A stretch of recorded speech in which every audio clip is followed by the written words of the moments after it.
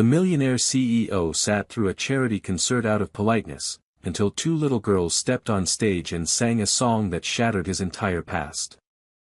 The room buzzed with soft music, clinking glasses, and the polite laughter of donors who had come to show face more than heart. Adam Rivers stood near the back of the grand ballroom, a glass of untouched champagne in his hand, already calculating how soon he could leave without being noticed. These charity events were rarely about the cause and more about appearances. He had donated generously, more than anyone else in the room, but he didn't care for praise or mingling. His light brown hair was neatly styled, his tailored black suit flawless, and his deep brown eyes scanned the room with mild detachment. He was here out of obligation, nothing more. He was just about to turn away from the stage and make a quiet exit when the host stepped up to the microphone and announced a special performance. Two young sisters were going to sing, the host said, in support of children's medical needs. It barely registered for Adam, just background noise.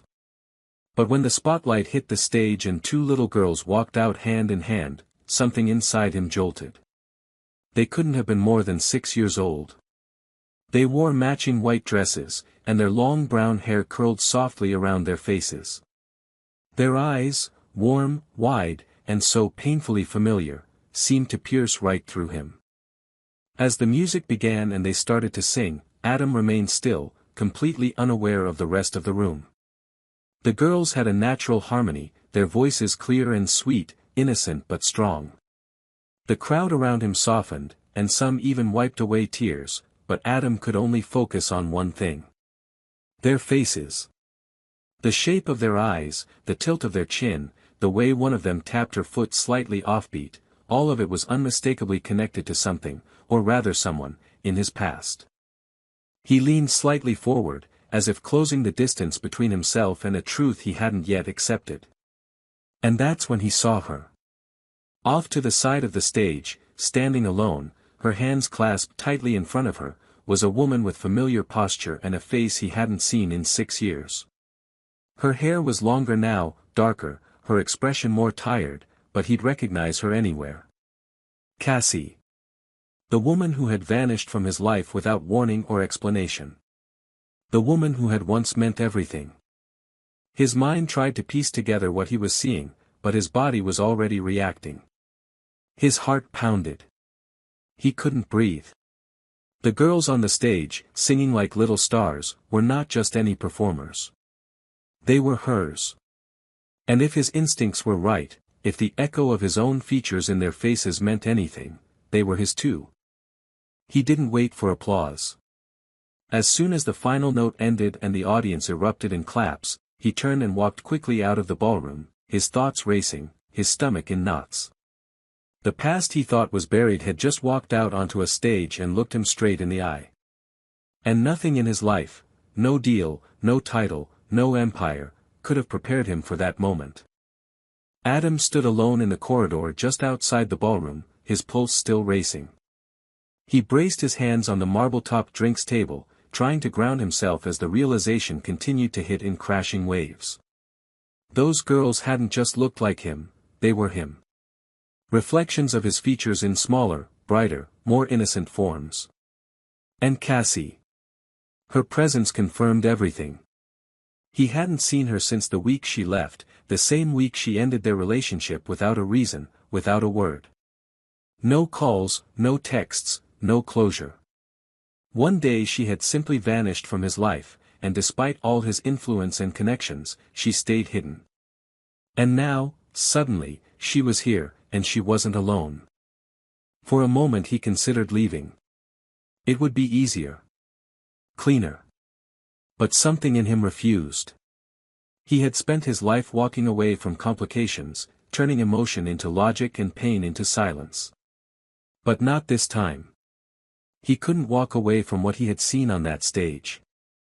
He didn't even want to. Without hesitation, he made his way back toward the ballroom doors and waited just outside, hidden in the shadows, until the crowd thinned and the girls disappeared backstage.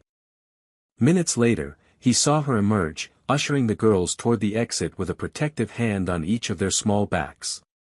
Cassie was thinner than he remembered, her face more drawn, and she moved with a quiet urgency, the way people do when they've lived too long in survival mode.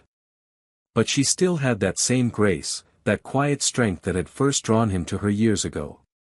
As she stepped closer, he saw her freeze the moment their eyes met. The girls didn't notice. They skipped ahead, chatting to each other about cookies and glitter. Cassie didn't speak at first. Her lips parted slightly, as if her breath had been stolen, and her eyes widened in disbelief. Adam walked slowly toward her until there was only a few feet between them. For a moment they just stared at each other, the air between them so thick neither could breathe. "You left," he said, his voice low and controlled, but trembling just beneath the surface. "You disappeared without a word. And now I find you here. With them." He didn't look toward the girls. He couldn't. It would break him. Cassie swallowed hard. "I didn't think I'd ever see you again." Her voice was soft but steady. "I didn't know how to tell you. Are they mine?" The words felt foreign in his mouth, like they belonged to someone else. She looked down. "Yes." The answer didn't shock him. It only deepened the ache in his chest. "Why didn't you tell me, Cassie? Why would you keep them from me?" Her eyes filled with a mixture of sorrow and guilt. "Because you were building an empire, Adam. You had just closed your biggest acquisition. You were working 20-hour days. You told me there was no room for anything else. I believed you." She paused. "I was scared. I didn't want to be the one who distracted you. Or ruined what you had worked for." Adam shook his head slowly, his voice raw. "You didn't ruin anything. You took everything." Cassie stepped forward, just slightly, her voice quiet but clear. "One of them, Chloe, she's sick. She needs surgery. That's why we were here tonight. To raise enough to help her. I tried everything else." He stared at her in stunned silence. 1,000 emotions raced through him, anger, regret, helplessness. But beneath all of it was something stronger. Determination. "Where are you staying?" he asked. She hesitated. "A friend's place. Not far." "I want to see them," he said. "I want to know them." Cassie nodded slowly. "Okay. But go slow. They don't know anything." He looked toward the door where the girls had disappeared. "Then it's time they do." Cassie led Adam down a quiet residential street that curved away from the glow of the city, the air cool and still.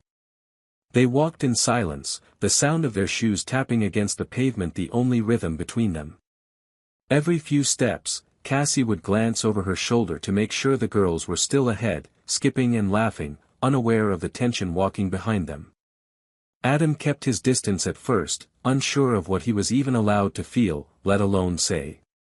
His mind was running wild with questions, memories, and emotions that hadn't surfaced in years. Seeing Cassie again was like cracking open a time capsule that had been buried too deep. Seeing the girls, his daughters, was like meeting the future he'd never been told was his. They reached a modest house tucked behind a row of tall hedges. It wasn't fancy, but it looked lived in, cared for. Cassie opened the front door and let the girls rush inside. "Go wash up," she called after them. "We'll have tea before bed." The girls ran off, their giggles trailing down the hallway. The sound was like music and thunder in Adam's ears, sweet and deafening. Cassie stood in a small foyer, waiting for him to come inside. He hesitated at the threshold, as if afraid crossing it would make everything permanent. But he stepped forward. Inside, the house was warm, quiet, and full of traces of the life he had missed.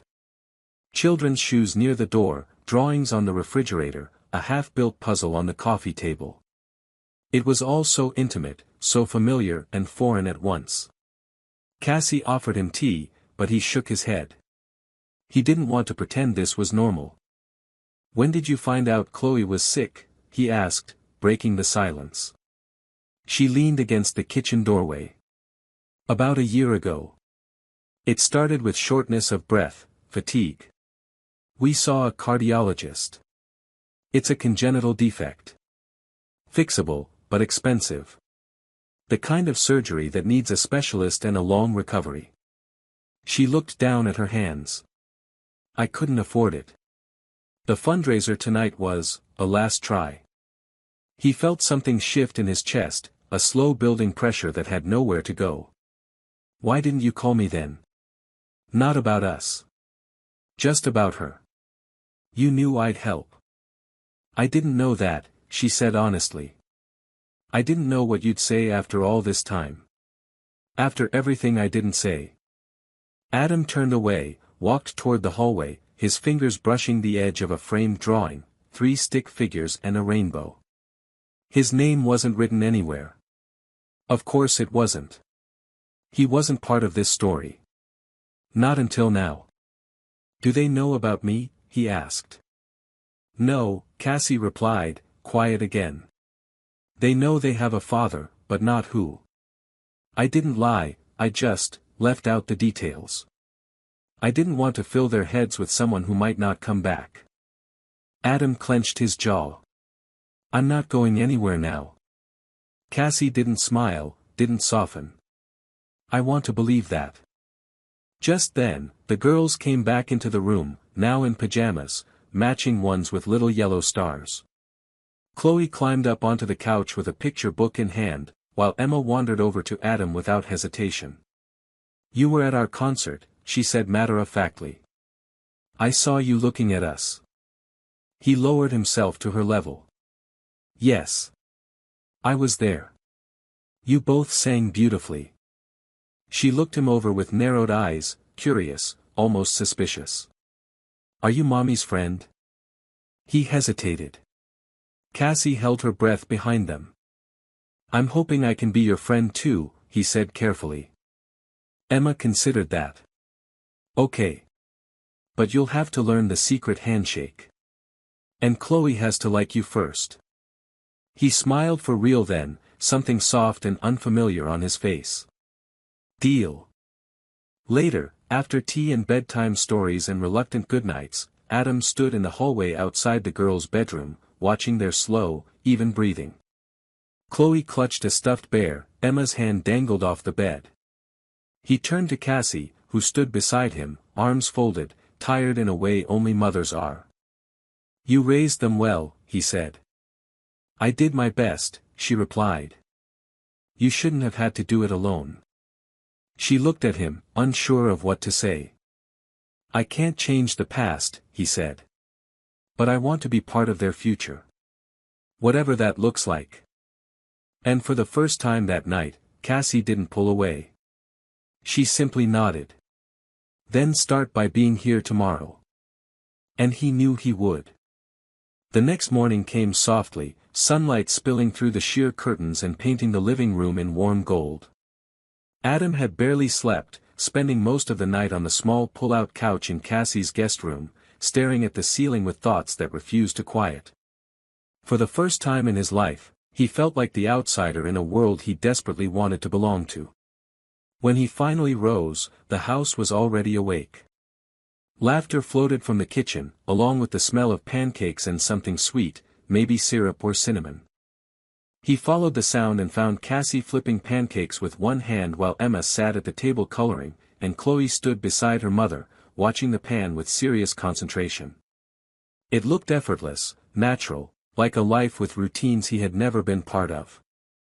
But the moment Emma saw him, her eyes lit up and she jumped down from her chair. You came back, she shouted, running to hug his legs. Adam bent down, surprised and grateful all at once. Of course I did, he said, smoothing her hair. I said I would. Chloe looked over, quieter, more hesitant. Her eyes lingered on him as if she were trying to figure out where he fit. Cassie handed her the spatula and came to stand next to him. She's slower to trust, she said under her breath. Always has been. Adam nodded. She doesn't have to trust me right away. She just needs to see that I'm not leaving. He helped set the table, and they all sat down to eat. It was awkward at first, Adam still unsure of how to move in this new space, but the girls didn't seem to care. Emma talked non-stop, between bites of pancake, about school, cartoons, and a friend who had a pet lizard. Chloe said less, but Adam noticed how she watched everything, especially him. She was observing, calculating, trying to make sense of who he was and why he was suddenly here. After breakfast, the girls went to get dressed while Cassie washed dishes. Adam dried them silently beside her, both of them aware of the strange rhythm they were beginning to fall into. When she finally spoke, her voice was quiet but sure. "You're really going to stay?" He nodded. "I am." "For how long?" "As long as they'll let me." "As long as you will." She didn't answer right away. "I'm not used to help. I've been on my own with them for so long, it's hard to let someone in." "I don't want to take anything away from what you've built," he said, placing a clean plate on the counter. "I just want to be part of it." They spent the rest of the day together, a strange kind of test run for something resembling a family. Adam joined the girls in a game of pretend, some combination of princess rescue and space mission, and found himself laughing, truly laughing, in a way that felt foreign and long overdue. When Chloe accidentally bumped into him and he caught her, she didn't pull away. She looked up at him and said quietly, "You don't feel like a stranger anymore." He felt something tighten in his chest at that. He didn't want to be a stranger. Not ever again. That night, after the girls were tucked in, Adam stood in the doorway watching them sleep. Cassie came up beside him, arms folded over her chest. "They've never had anyone else here," she said. "Not really. No one who stayed." He looked at her, his voice barely above a whisper. "I'm staying." She looked up at him, not entirely convinced, but not pushing him away either. And for the first time, it didn't feel like he was borrowing someone else's life. It felt like he was beginning his own. The following days settled into a strange, tender rhythm that neither Adam nor Cassie had expected. Each morning, Adam would wake before the girls, sometimes helping Cassie with breakfast, other times simply watching her move through the kitchen with a comfort and grace he hadn't realized he missed. He began to learn small but significant things. Emma liked syrup on everything, Chloe only wore mismatched socks on purpose, and both girls insisted that pancakes tasted better if eaten while sitting on the floor. He didn't question any of it. He simply joined them, one moment at a time, folding himself into the life he had been absent from for far too long. Chloe remained cautious but no longer distant. She would ask him questions, not about the past, but about himself. What was his favorite animal? Did he like rainy days? Could he whistle? Every answer seemed to add a brick to the bridge she was building between them.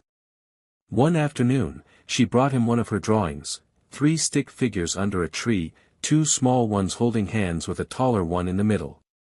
"This is us," she said shyly. "If you want it." He didn't say anything for a moment, afraid his voice would break. He simply nodded and said, "I do." Adam also began spending more time with Cassie, though never in a way that pressed or demanded. He respected the boundaries she had drawn, but he sensed they were beginning to shift.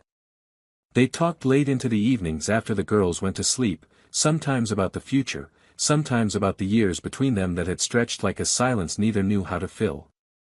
Cassie told him how hard it had been, how she had worked nights and skipped meals to make sure the girls had enough, how many times she had looked at her phone and almost called him.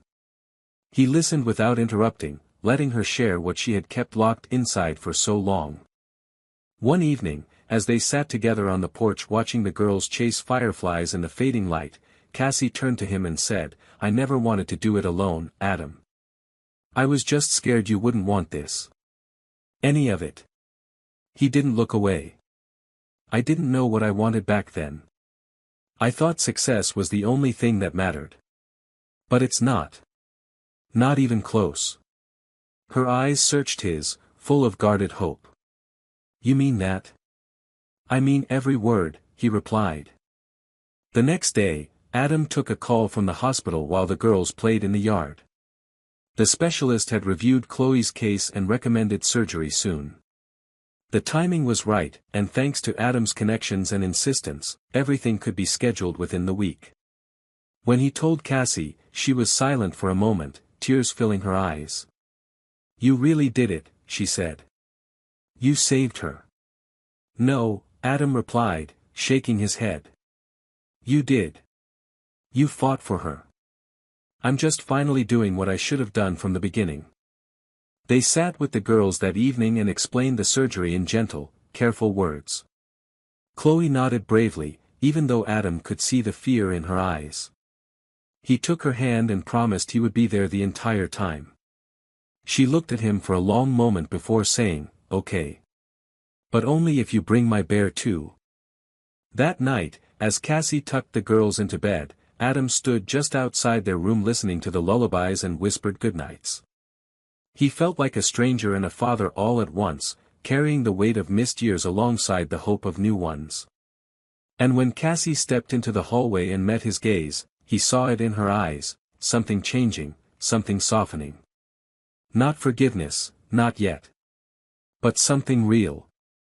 And for the first time in a long time, Adam felt worthy of the title he had never dared claim, Dad. The morning of the surgery arrived with a gray sky and quiet air, as if the world itself understood the weight of the day. Adam had barely slept the night before, and he could tell Cassie hadn't either. They moved around the kitchen like ghosts, making breakfast no one had the appetite to eat. Chloe sat at the table with her stuffed bear clutched to her chest, her small fingers wrapped tightly around its worn paw. Emma stayed close to her sister, unusually quiet, watching her every move like she might vanish.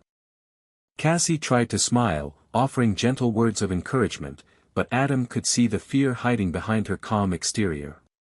He wished he could take it from her, carry it all himself, but all he could do was be there, fully, completely, without distraction. When it was time to leave, he helped Chloe into her little coat, careful to keep his voice steady. She looked up at him with her big brown eyes and whispered, "Will it hurt?" He knelt down beside her, placing a hand on her shoulder. "Maybe a little," he said honestly. "But we're going to be right there when you wake up. And after that, it's going to get better. I promise." The drive to the hospital was quiet, filled only with the soft hum of the engine and the occasional whispered word from the back seat. Cassie held Chloe's hand the whole way. Adam drove with white knuckles, watching the rearview mirror more than the road, checking and rechecking Chloe's expression.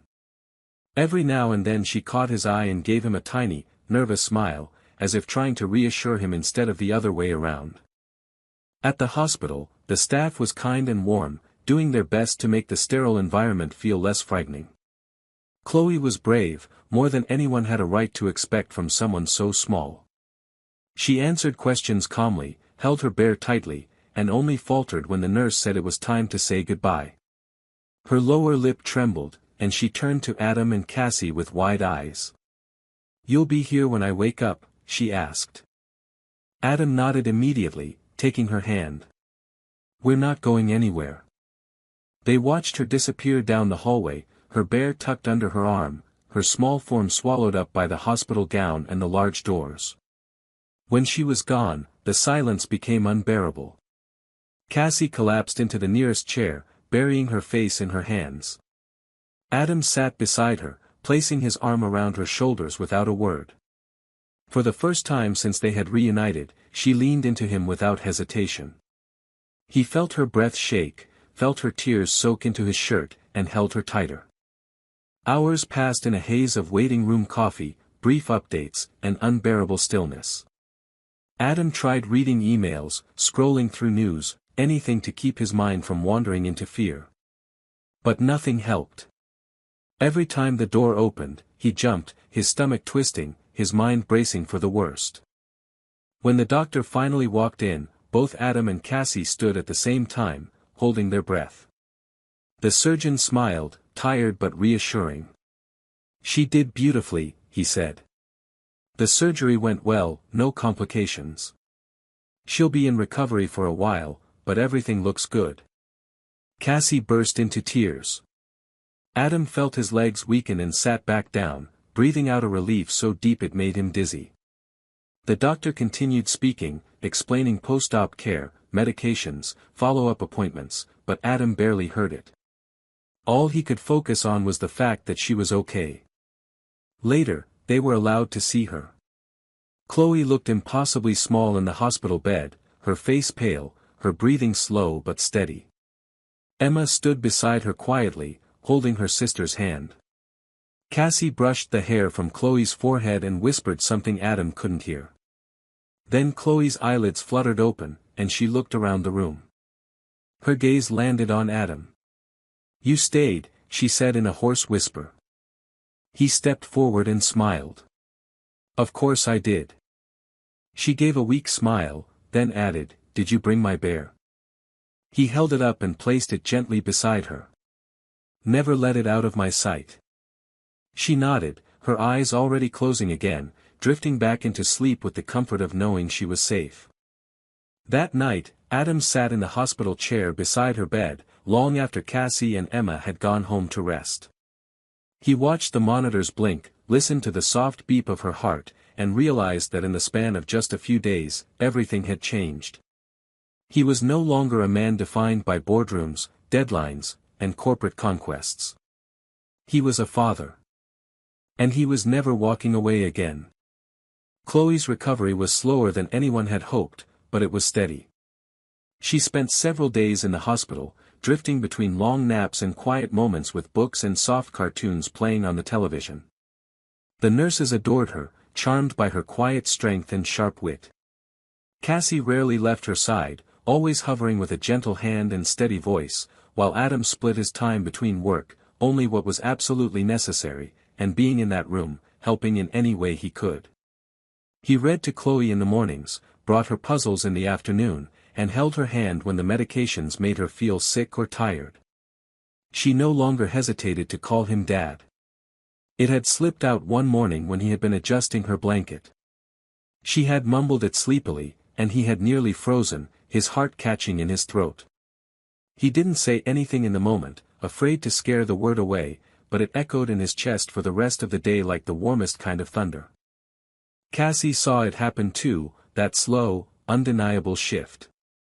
She had once known a man who lived in expensive suits and schedules, whose world was built on control. But the man who now sat beside their daughter's hospital bed in wrinkled clothes and dark-circled eyes, whispering knock-knock jokes and brushing hair out of a little girl's face, he was different. Softer. Truer. She didn't say anything at first, but she watched him closely, trying to reconcile the man he used to be with the one who now reached for her hand when Chloe was taken away for follow-up scans. Emma had struggled the most with the change. She had stayed with a neighbor during the hospital nights and had grown more withdrawn, unsure of her place now that Chloe received all the attention and Adam seemed to orbit around her. One evening, when Adam came home from the hospital to check on her, she wouldn't speak to him. She sat on the floor in her room, silently braiding her doll's hair, refusing to look up. He knelt beside her and waited. After a long time, she whispered, "You're Chloe's dad now." "Not mine." Adam's heart sank. He hadn't expected her to say it, but it made perfect sense.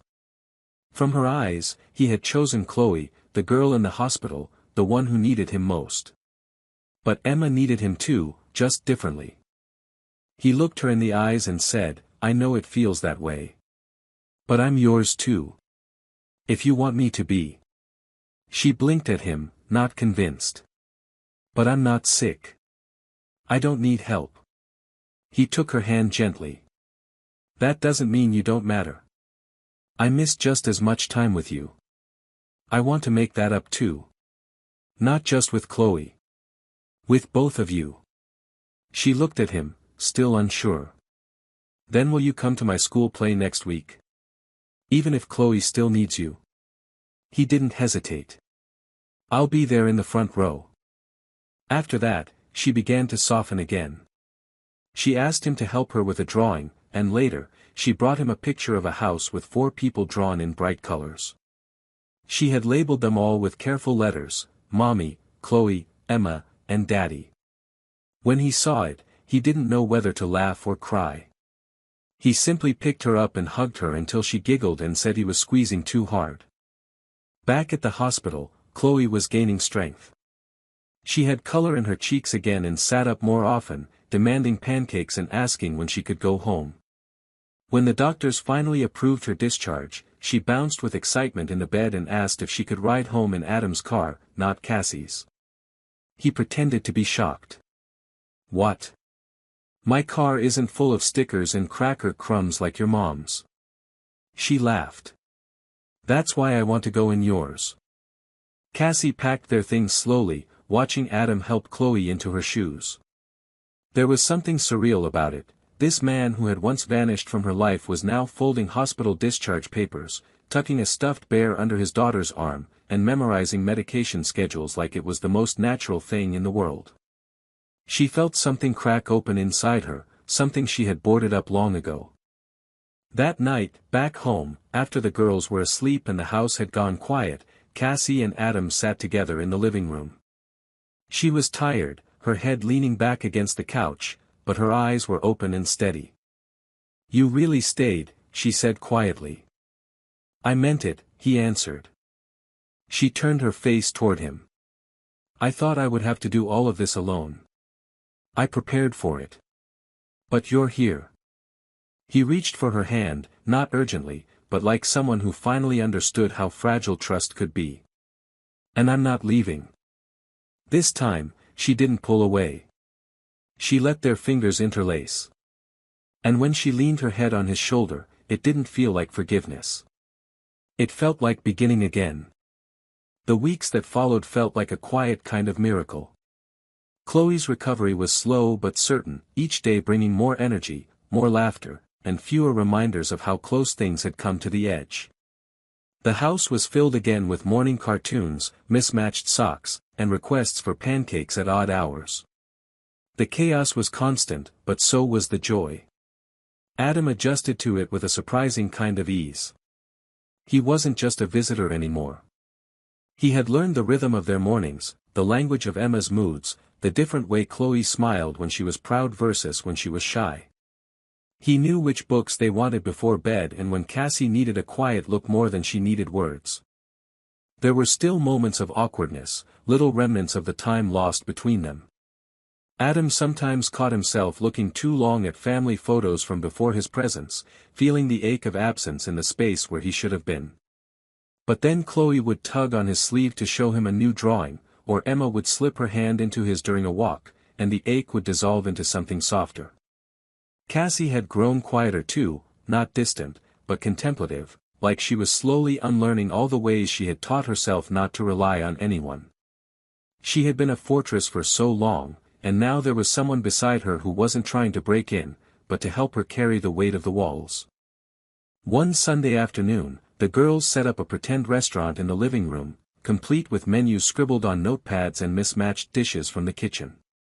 Adam was their only customer, and he sat dutifully at their makeshift table while Chloe served invisible spaghetti and Emma tried to overcharge him for lemonade made of water.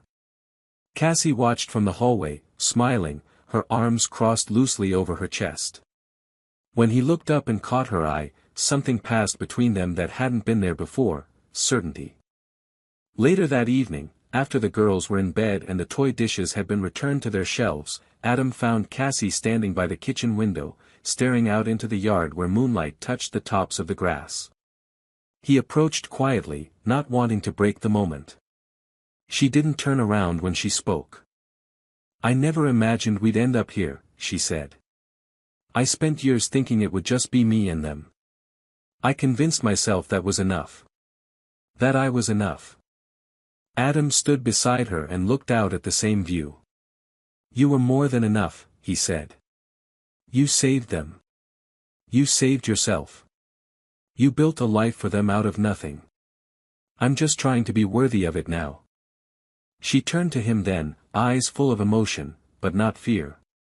"You are," she said softly.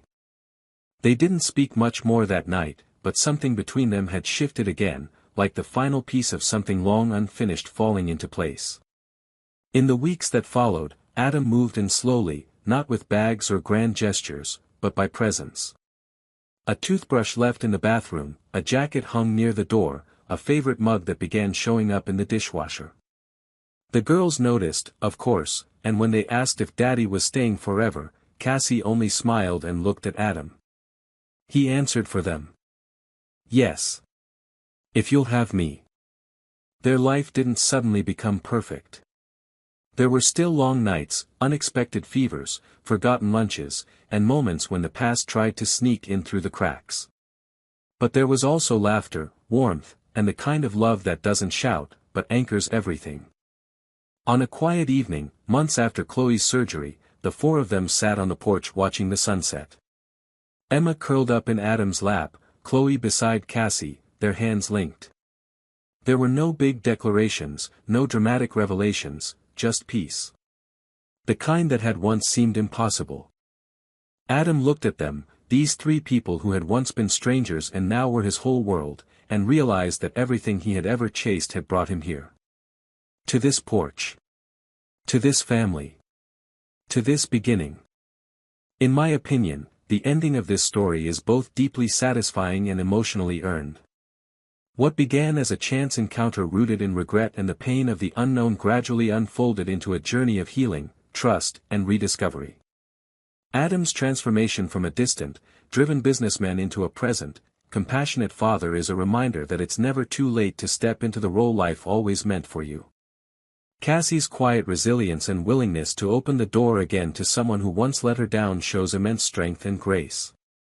And the girls, through their innocence and love, become the bridge that reconnects two people who once lost each other. This isn't just a love story, it's a redemption arc wrapped in family, honesty, and second chances. And sometimes, those are the most powerful stories of all.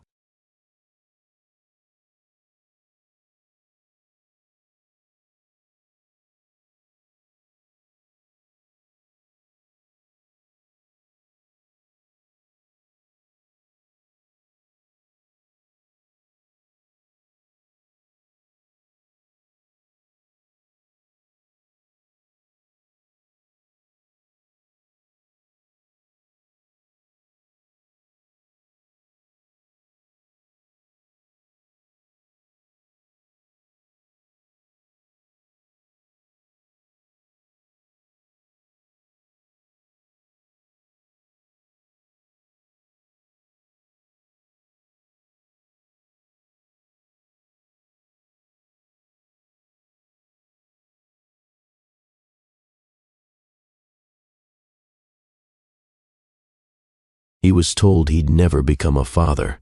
Yet there he stood, breathless, holding not one but two newborns, twins, wrapped in soft blankets, their cries echoing a miracle science said could never happen. Lucian Blake, tech billionaire, lived behind glass walls and sterile numbers, until one night with a woman he barely knew shattered those barriers. A janitor, a virgin, a moment of tenderness that turned his world upside down. But when her body began and a doctor whispered what was never meant to be, he had to ask, was it real, or was hope playing cruel games again? Hello, my beautiful and wonderful and amazing family. Before I begin this very beautiful story, please tell us where you're watching from in the comment below. It strengthens our bond and makes us connected. In case you haven't subscribed yet, please don't forget to hit that subscribe button before you continue. Do you believe in miracles?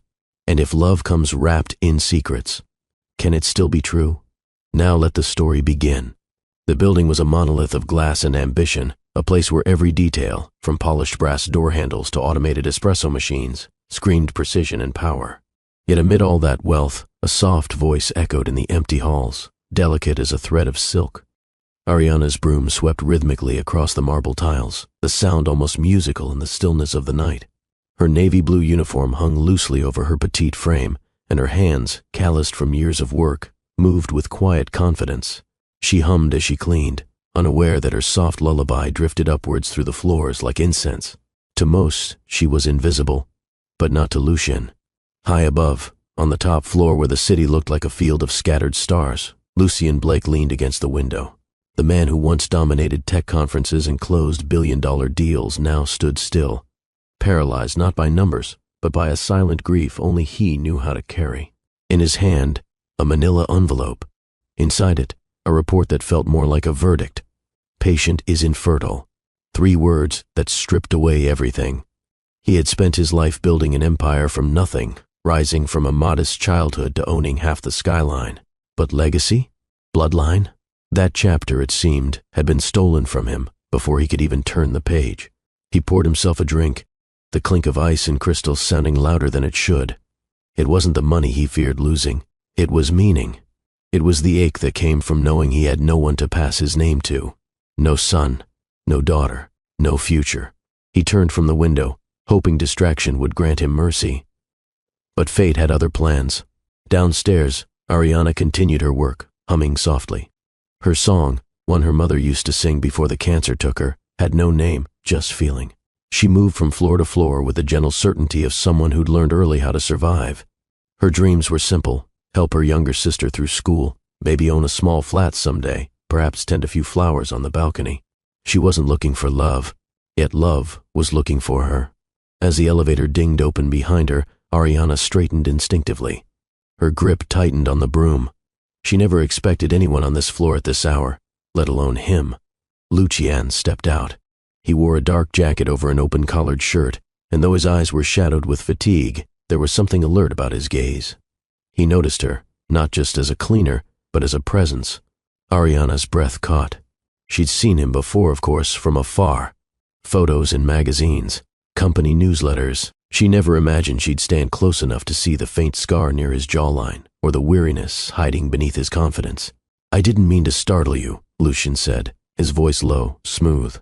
"It's all right," she replied, clutching the broomstick a little tighter. He took a few steps forward, then paused. "Were you singing?" Ariana blinked. "Just humming," she said quickly. "Nothing really. I thought it was beautiful." The words fell between them like a confession. Ariana's cheeks flushed. Compliments were rare in her world, especially from men who wore suits like armor. She looked down, unsure how to respond. Lucian glanced at the exit, then back at her. "Do you have a moment? There's a cafe down the road that stays open late. I could use a walk." Ariana stared, stunned. Was he asking her? Sure," she said, uncertain if she'd regret this or remember it forever. Outside, the city glimmered beneath a low sky. They walked side by side, the silence between them oddly comforting. Ariana watched him from the corner of her eye, his steps precise yet casual, his hands shoved into his coat pockets like he was trying to keep the world out. She couldn't imagine what brought him here, what burden led him to seek a stranger's presence at this hour. At the cafe, they took a corner booth. A candle flickered between them, casting gentle shadows. Lucian ordered chamomile tea. Ariana followed his lead, unsure how to act, or even why he had chosen her. But as they spoke, she forgot to worry. She told him about her sister, how she worked nights so the girl could stay in school, how their parents had passed when she was still learning how to grieve. He listened, truly listened, his expression shifting from polite interest to deep empathy. He shared fragments of his life too, his childhood in a cramped apartment with a father who worked 3 jobs, his obsession with machines and coding, his late wife whose memory he didn't dare elaborate on. Every story felt like an offering. Ariana nodded slowly. "Sometimes I think people like us, we meet pain early." Lucian smiled faintly, "and some of us turn it into strength." The moment hung between them, vulnerable, fragile, real. They walked back slower than they came. When they reached the entrance of the building, Lucian stopped. "May I kiss you?" he asked. Ariana's heart skipped. "Yes," she whispered. His kiss was tender, deliberate. He touched her as if she were made of stars, and he had never dared look up before. That night, Ariana returned to her apartment in a daze, her lips still tingling. She touched them, smiling like someone who'd discovered a secret. She didn't know what would come of this, or if she was foolish to hope. But for the first time in a long while, she did. Over the next few weeks, Lucian found himself inventing reasons to be near her. A forgotten file to retrieve, a late-night inspection. Ariana, too, found her shifts mysteriously rescheduled so their paths might cross. It wasn't professional, but neither of them cared. He brought her warm croissants on rainy mornings. She slipped tiny notes into his briefcase, quotes from poems she liked or lines from lullabies. He found himself reading them in board meetings, smiling without meaning to. One evening, she told him about her dream to open a small daycare someday. He stared at her in disbelief. You want to spend your life helping children? He asked. Ariana nodded. They're the closest thing to hope. His throat tightened.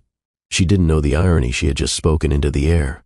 As their connection deepened, so did their intimacy. Yet Lucien hesitated. He wanted her, yes, but more than that, he feared breaking her illusion of who he was. He feared her smile would fade the moment she realized he could never give her a family. He held the truth inside like a bitter coin, too heavy to throw away, too damning to show. But Ariana noticed. She always noticed. One afternoon, as they shared a simple meal in the staff garden, she reached across and touched his hand. You don't have to be perfect with me, she said. Lucien's fingers tightened around hers. He looked at her, this woman in a borrowed coat, whose hands smelled like citrus cleaner and whose eyes held galaxies of hope. Maybe, just maybe, she could hold the truth too. The hallway felt different after that afternoon in the garden. It wasn't just Ariana's heart that beat a little faster each time the elevator chimed. It was the entire atmosphere, charged with anticipation, like a note held just before it breaks into melody. Lucien had said little during that shared lunch, but the way his fingers lingered on hers said more than any confession could. She knew something sat heavily on his spirit, and though she didn't press, she remained present, steadfast in her quiet empathy. He noticed that. That night, he invited her up, not with grand promises, not with fanfare. Just a simple request. Would you stay a while? Ariana hesitated for a moment, fingers tightening on the strap of her bag. Then she nodded. Lucien's penthouse wasn't what she expected. Yes, it was spacious, tastefully furnished, with leather chairs and floor-to-ceiling windows. But it was also quiet, almost solemn, like a museum curated by a man who didn't know what to display anymore. He disappeared briefly and returned in a soft gray sweater, hair slightly tousled. I made dinner, he said shyly. I wasn't sure what you liked, so I kept it simple. Ariana laughed softly. Anything warm is a treat. They ate on the couch, rice, steamed vegetables, and roasted chicken. No candlelight, no extravagant gestures, just two people navigating silence and slow glances. Lucien stole looks at her every few moments, at the way she twirled her fork absent-mindedly, how her gaze drifted to the window when she wasn't speaking. He studied her the way a sculptor studies clay, recognizing something beautiful, not yet molded, but already complete. After they finished eating, Ariana stood to stretch, and Lucien offered his hand. Dance with me, he said. She blinked. Here? He nodded. Music's already playing. He wasn't wrong. A gentle piano melody played low from unseen speakers. Hesitantly, Ariana stepped into his arms. He held her close but not possessively, like someone afraid to crush something precious. She rested her head against his chest and listened to the steady rhythm of his heartbeat. They swayed slowly, her fingers curling into the fabric of his shirt. I never imagined my life like this, she whispered. He tilted his head. Like what? Being here, with you. Feeling this way, Lucien exhaled. Neither did I. The room melted around them, the city beyond the windows disappearing into a blur of lights. There was only the warmth between their bodies, the unspoken need, the thrum of connection that deepened with every breath. Ariana looked up, and her eyes searched his. Lucien brought a hand to her cheek, caressing it with a touch so gentle it could have been mistaken for air. You're beautiful, he said, the words catching in his throat. Ariana flushed and smiled, shy as moonlight. She lowered her gaze, but he tilted her chin and kissed her. It began softly but quickly became something more, a hunger restrained too long. Her lips parted with a quiet sigh, inviting him deeper. His hands moved up her back, tracing the arch of her spine, pulling her close until there was no space between them. She clung to him, trembling, not from fear, but from wonder. Lucien's fingers skimmed the hem of her dress, his mouth trailing down her neck. You can tell me to stop, he whispered. I don't want you to, she replied, voice low. In that moment, something shifted. Not just lust, but surrender. She was choosing him, trusting him, not because he was powerful or wealthy or lonely, but because he had seen her when no one else ever had. Lucien lifted her gently into his arms and carried her to his bedroom. The bed was made, though clearly never slept in. Ariana lay back on the silken sheets, heart racing. She had never been with a man before. She had never even kissed anyone before Lucien. Every part of this was new, terrifying, exhilarating. Lucien stood over her, unbuttoning his shirt with deliberate patience. His chest was sculpted, his skin warm with heat and tension. She could see the outline of faint scars, remnants of a life that hadn't been kind. When he saw her eyes linger on them, he hesitated. But Ariana sat up and placed her hand on his chest. "You're human," she said gently. "I like that." He smiled, soft, vulnerable. "So are you." He helped her out of her dress slowly, carefully, never rushing. Her skin flushed under his gaze and she shivered as cool air kissed her shoulders. But she didn't cover herself. She wanted him to see her, truly, fully. She was his. And in that sacred silence, he became hers. Lucien kissed her again, deeper this time. His hands roamed gently, memorizing her curves. Ariana gasped softly as he touched the swell of her breasts, the dip of her waist, the inside of her thighs. She closed her eyes, body responding to every caress with blooming warmth. He slid a hand between her legs, fingers exploring her slowly. Ariana moaned, soft and breathless.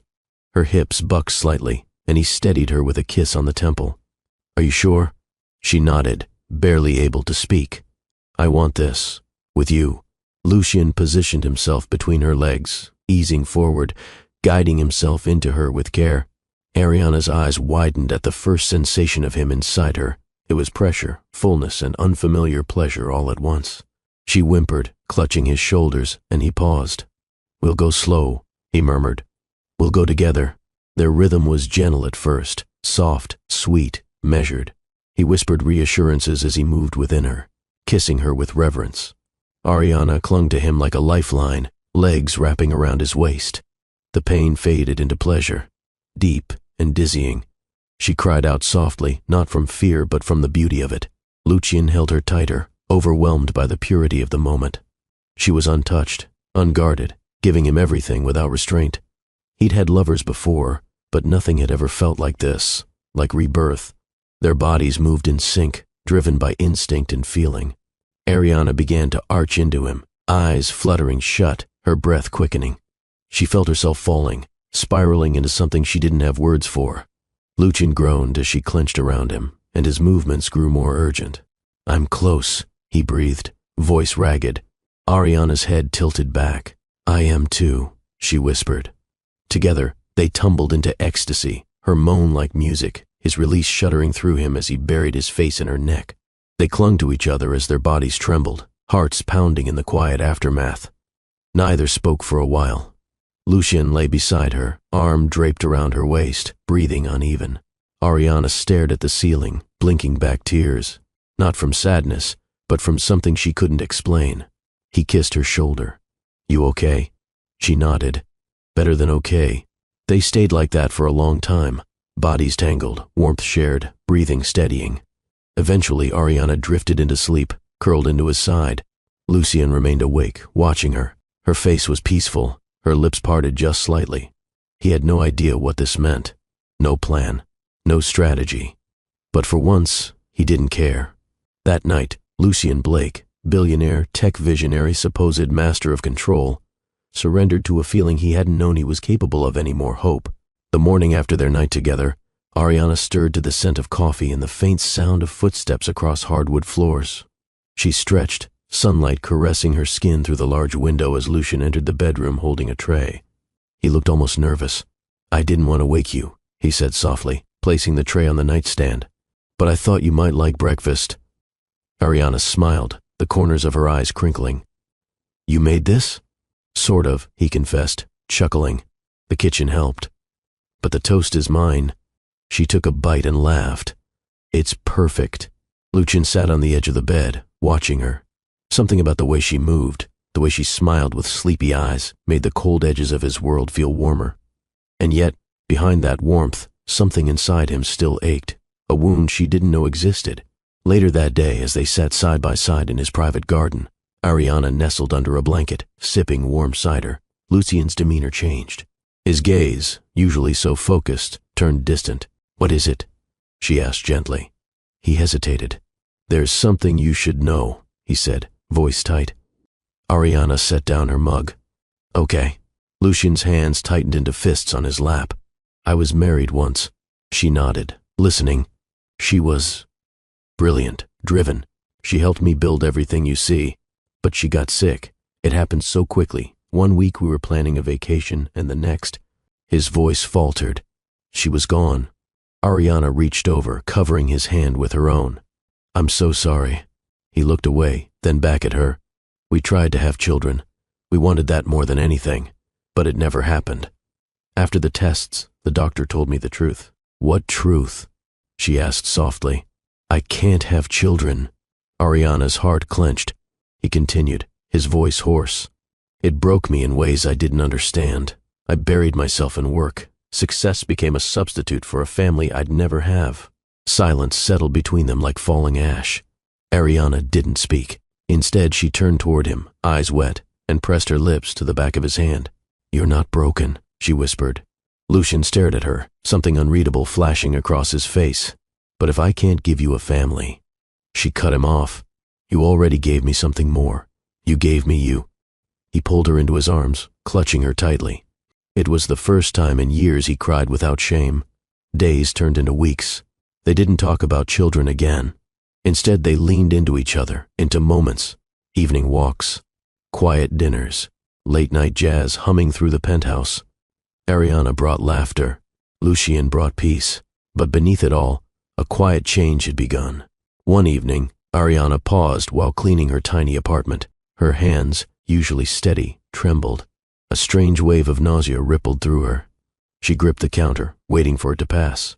At first, she dismissed it. Maybe she was tired. Maybe it was stress. But when the sickness returned again and again, doubt gave way to suspicion.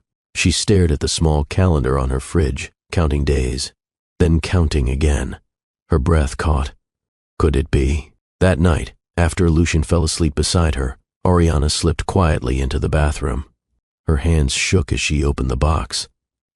The test was small, simple, 2 lines. She watched as one pink line appeared, and then another. Her knees buckled. She sat on the floor, holding the stick in trembling fingers, breath frozen in her chest. The quiet hum of the world around her blurred beneath the roaring in her ears. She was pregnant. The words felt unreal, impossible, but they were true. By some miracle, her body held life. Lucian's life. When she finally emerged from the bathroom, Lucian was sitting up, rubbing his eyes. Are you okay? Ariana didn't answer right away. She climbed onto the bed, still clutching the test. Her eyes met his, wide with wonder and fear. Lucian, she whispered, I'm pregnant. He blinked, as if the sentence hadn't registered. Then he sat straighter. What? I took the test twice. I'm sure. Silence. He didn't move, didn't speak. Ariana's heart raced. Say something. He stood abruptly, pacing. His hands tangled in his hair. This isn't possible, he muttered. I was told. I know, she said quietly, but it's real. Lucian turned to face her, eyes burning with emotion. Are you absolutely sure? She nodded. I wouldn't say it if I wasn't. He sank to the bed beside her, burying his face in his hands. Ariana reached out, laying a gentle hand on his shoulder. I know this changes everything, she said, but it's not a bad thing. It's a blessing. He looked up, eyes glassy. I don't know how to process this. Then don't do it alone, she whispered. We'll figure it out. Together. That word, together, wrapped around his fear like a balm. Slowly, he nodded. The following week, they visited a doctor to confirm the pregnancy. Ariana lay on the exam table, Lucian gripping her hand tightly. When the monitor beeped, a soft, rhythmic thrum echoed through the room. There's one heartbeat, the doctor said. Then another. Ariana gasped. Lucian froze. Twins, the doctor smiled. Lucian blinked rapidly, tears filling his eyes.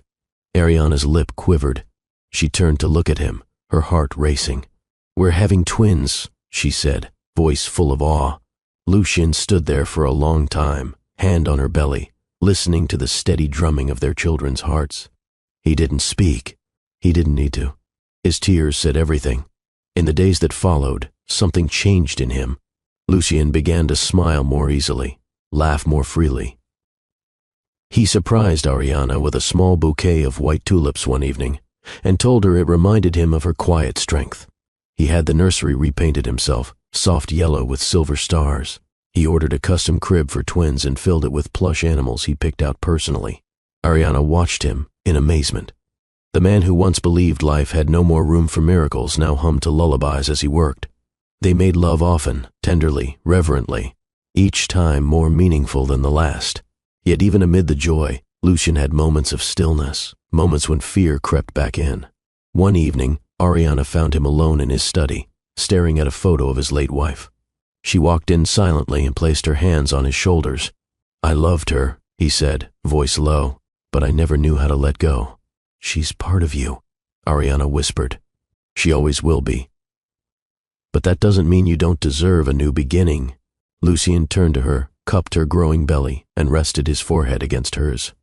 "I'm terrified," he admitted. "So am I," she whispered. "But maybe we can be brave together." And so they were.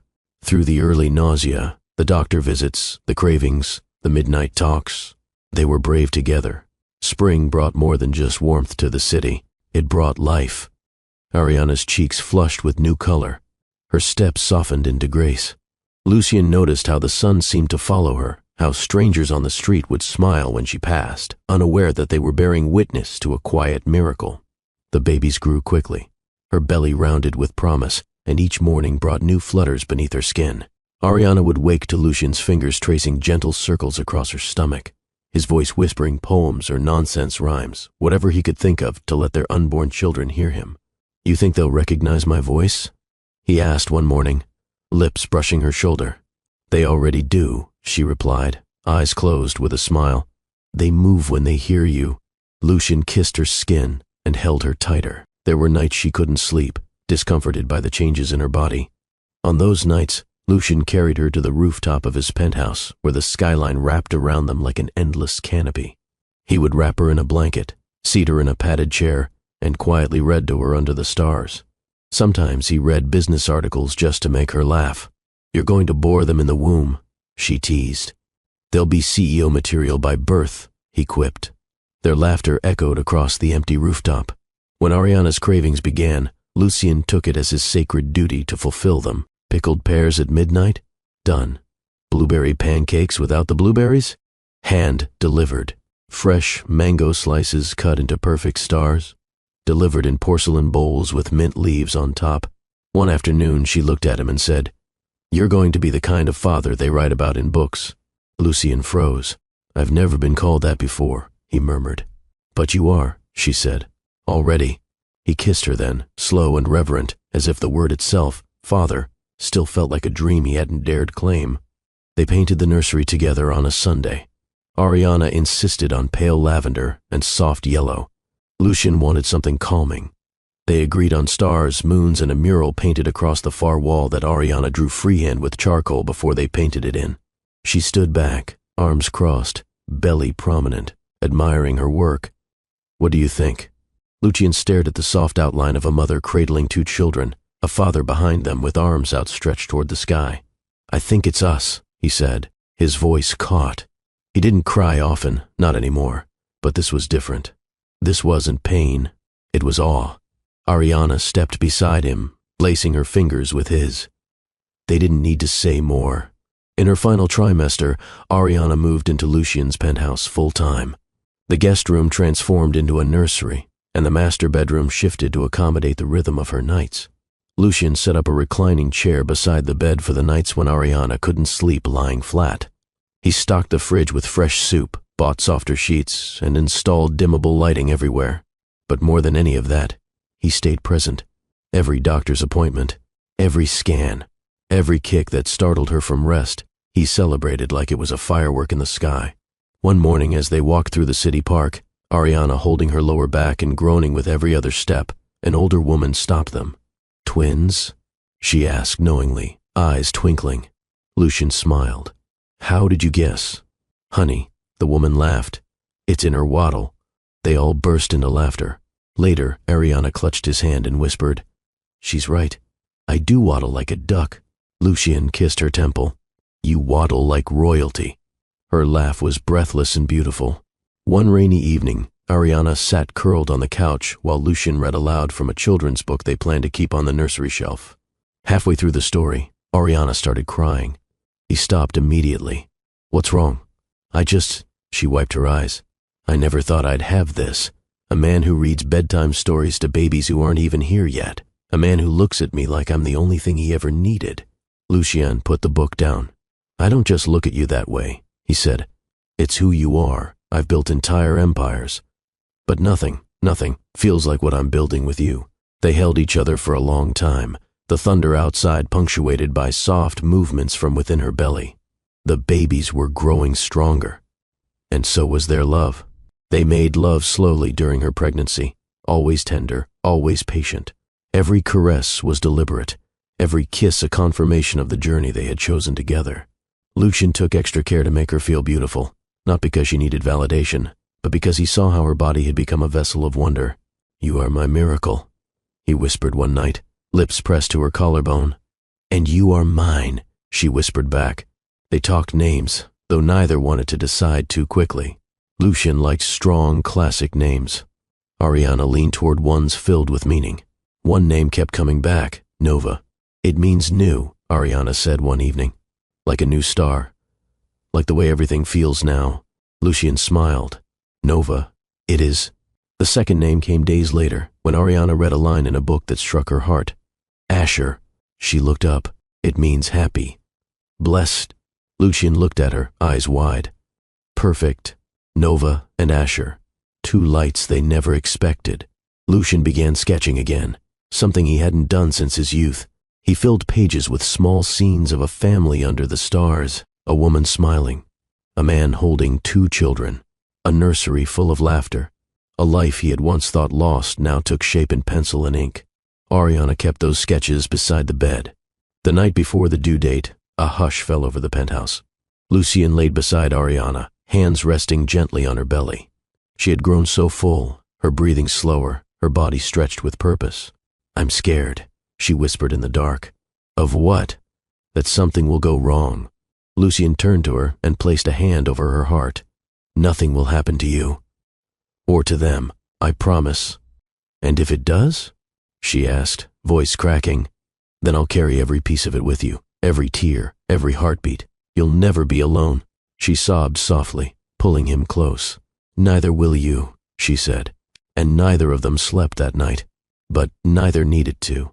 The sky turned silver before the pain began. Ariana was curled beside Lucien in bed when a tight pressure clamped across her lower belly. She gasped quietly, trying not to wake him. But when the second wave came, sharper, deeper, her hand instinctively gripped his forearm. Lucien jolted awake. "What's wrong?" She winced. "I think it's time." He sat upright, instantly alert. "How far apart?" 7, maybe 6 minutes, she whispered through clenched teeth. Lucien didn't waste a second. He helped her up gently, supporting her weight as she moved to the bathroom. She leaned over the sink, gripping the edge as another contraction came, stronger this time. Lucien was already on the phone with the doctor, voice firm but anxious. "Yes, she's having them. We're on our way." He helped her into the back seat of the car, draping a soft blanket over her legs, pressing a kiss to her forehead. "Just breathe, love. You're doing perfectly." The streets blurred in the rain. Ariana focused on her breathing, on the warmth of his hand over hers. When a contraction tore through her again, she cried out, and Lucien whispered words into her ear, grounding her through every moment. At the hospital, nurses greeted them with urgency and familiarity. Ariana was wheeled through the double doors, while Lucien walked alongside, refusing to let go of her hand. "Is this your first?" a nurse asked gently. He looked down at Ariana's tear-streaked face and nodded. "Yes, all of it." In the delivery room, monitors beeped steadily. A cool breeze from the ceiling vent made Ariana shiver. She gripped the sides of the hospital bed as another contraction pulled through her like a storm tide.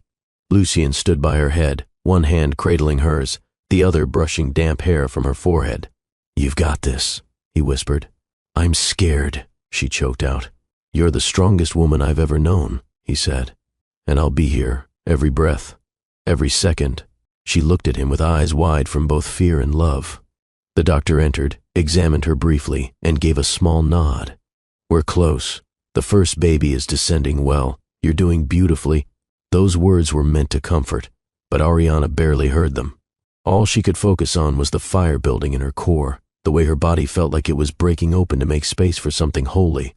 Time blurred. Hours passed in a haze of pain and sweat. Lucien never left her side. He held her hand through every cry, every push. He whispered encouragement, kissed her temple, pressed his forehead against hers when the contractions left her breathless. At one point, when she thought she could push no more, she sobbed, "I can't do this." Lucien cupped her face and said, "Yes, you can. You already are." With one final scream that came from the deepest part of her soul, Ariana bore down. A sharp cry pierced the air, and then another. Lucien's knees nearly gave way. A nurse held up a tiny, pink-skinned baby girl, her fists clenched, mouth wide in protest. Lucien gasped, overcome. She's here." The nurse placed the baby on Ariana's chest. She wept, cradling the small form, her arms shaking. "Nova," she whispered. Lucien kissed both of them, his tears falling freely. "She's beautiful," he breathed. But before they could catch their breath, the doctor spoke again. "Let's welcome the second." Lucien returned to Ariana's side, holding her hand with both of his. "You're amazing," he whispered. "We're halfway there." Ariana gritted her teeth, determined.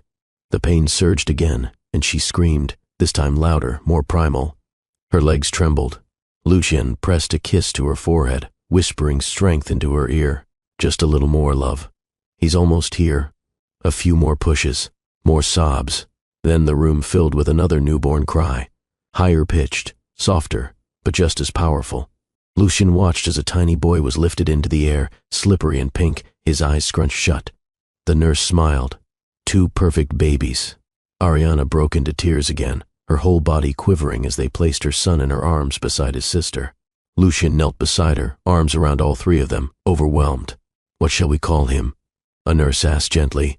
Ariana turned her head, her voice a whisper. "Asher." Lucien closed his eyes, heart swelling. Nova and Asher. They stayed like that, mother, father, and newborn twins, wrapped in a quiet joy that no words could contain. After the nurses cleaned and swaddled the babies, Lucien rocked Nova in his arms while Ariana held Asher, their breaths finally settling. Lucien stared at his daughter, then turned to Ariana. "I thought I'd never have this," he said.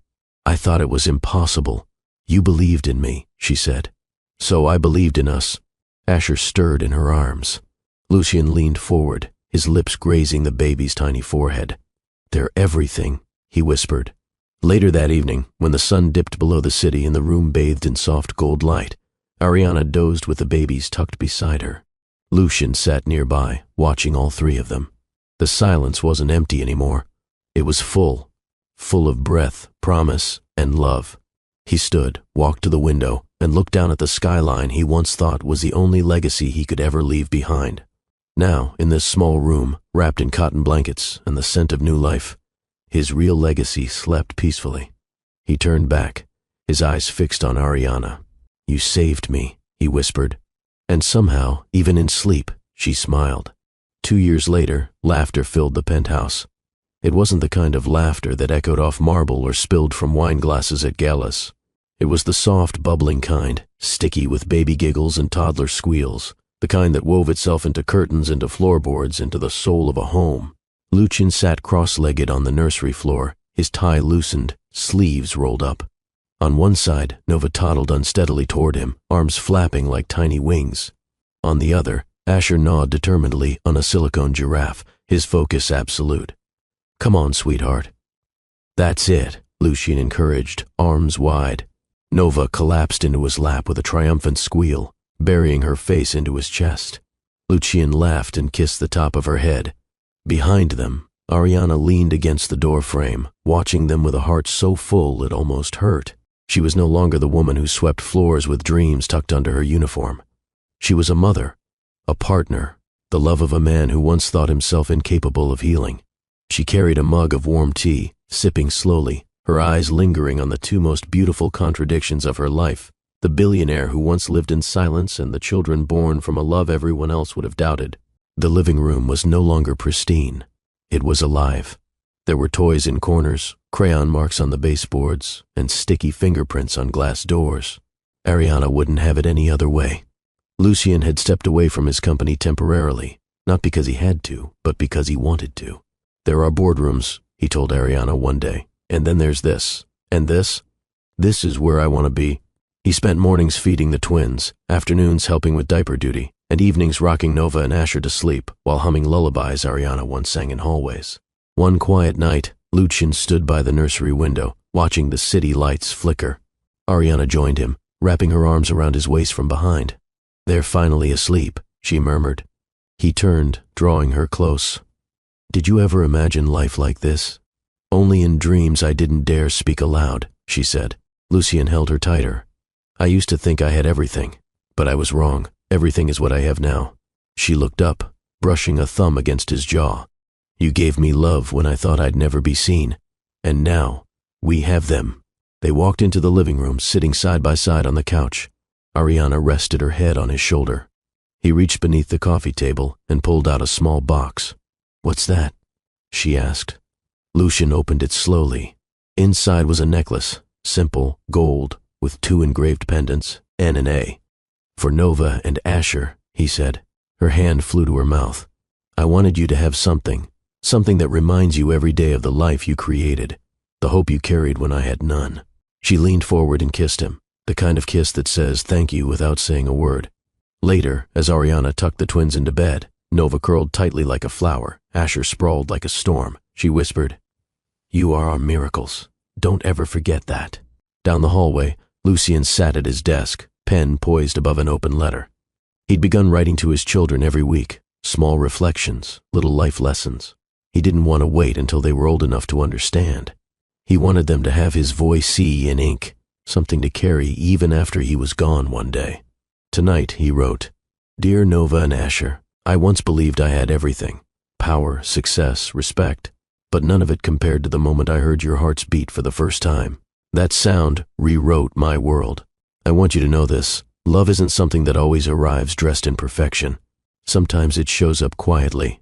Sometimes it wears a janitor's uniform and sings lullabies in empty halls. But when it finds you, hold on to it. Trust it. Let it grow. It just might give you everything. Love always, Dad." He closed the letter and slipped it into a box already half full of similar notes. Ariana had hers too, one she kept beside the bed, filled with drawings, quotes, and baby photos. Outside, rain began to fall, tapping softly against the glass. Lucien watched it for a moment before heading back to bed. Ariana stirred as he climbed in beside her. "They're okay?" she asked sleepily. He kissed her temple. "Perfect." In the morning, Nova would cry to be changed, Asher would throw his cup, and the cycle would begin again. But in the middle of it all, between the chaos and the calm, was love. Not just the kind that burns brightly in youth, but the kind that endures, that rebuilds, that stays. The kind that had once been impossible. But here it was, wrapped in blankets, in late-night lullabies, in whispered promises that even when broken things heal, they can become something stronger. Have you ever witnessed a love that healed what seemed unfixable? Drop your thoughts below, and if this story touched your heart, don't forget to like, share, comment, and subscribe to Love and Twilights.